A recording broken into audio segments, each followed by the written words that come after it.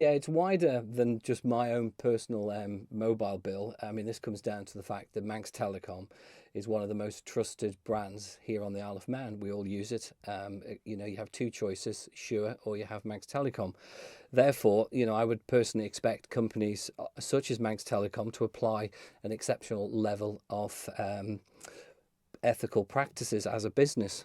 And that includes trust, honesty, transparency towards its customers. Well, we've since had a statement from Manx Telecom. They say that they've contacted a small percentage of their customers about out of contract tariffs and basically to notify those who are missing out on better benefits and some great savings, their words. Do you think it would have been easier if they'd just pointed that out in the letter in the first place? Yeah, totally agree. I mean, I went into Manx Telecom shop on Friday, and as an MHK, I'm always looking and listening to what people say. And there was a handful of people in the store having these letters, and I was listening to them, actually trying to understand what Manx Telecom was saying to them. It is a form of guerrilla marketing because guerrilla marketing is an advertising strategy in which a company, in this case Manx Telecom, uses a surprise or unconventional interaction from their customers, which is what it does. I mean, Manx Telecom, sent me a bill saying that my bill was going to increase to £51 a month, but then when I rang them, my bill was actually going to only be £24. So yes, it got me engaged. Yes, it got me actually speaking to Manx Telecom, which is absolutely fine. But it also made me consider switching over to another mobile provider, and we only have two on the island.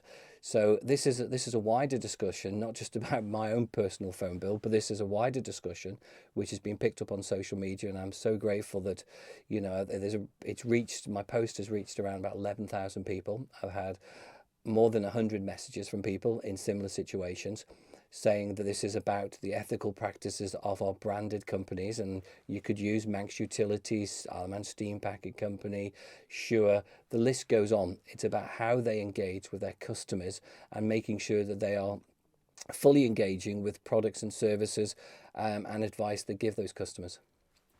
Well, talking about that reaction on social media, you say there have been other people in the same situation, but generally the reaction, are people unhappy about this kind of marketing tactic? I think a lot of people are confused, and that's what came very clear from my social media post was customers were confused of why their bill was going up when their fixed contract was finishing.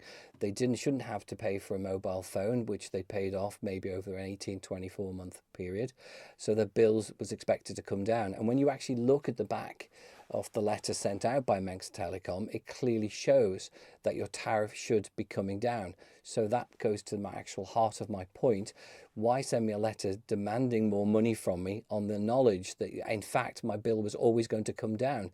So it's a PR exercise that is, in my eyes, that Manx Telecom should look again at and actually engage with customers and actually tell them of the positives for staying with Manx Telecom and the savings we could make by switching to a new tariff. Is that something you'd like to see mandatory then, that firms like telecoms firms, perhaps utilities as well, have a responsibility to inform their customers of the best deal? I think absolutely. I think this goes across the piece with our branded companies where there's very little competition. Manx Gas, utility companies, steam packet company, Manx Telecom, you could list them, a big list of them. They should all be engaging with the customers and offering the best deals they can at the earliest opportunity. I know we've previously spoken about telecoms infrastructure for the business industry, but how important is it as well that individuals' personal services are given top priority as well? I think it is absolutely a priority because we only have two choices from mobile providers on the Isle of Man. If you don't like one, you go to the other and vice versa. So it is about that engagement. But I do wonder from the amount of people that have spoken to me, how many people have not actually really understood the letter. And that was where part of this complaint of mine, should I say, has come from, because they do need to engage with the customers a lot better than they've done previously. And just finally, we have had this response from Manx Telecom, as I say. They have apologised for any confusion caused. You used phrases like guerrilla marketing, scare tactics. Do you stand by those? Absolutely. I think it's very clear. I've described what guerrilla marketing is. It's a way of engaging with a customer in order to push them into a new product. That absolutely is the outline of that letter.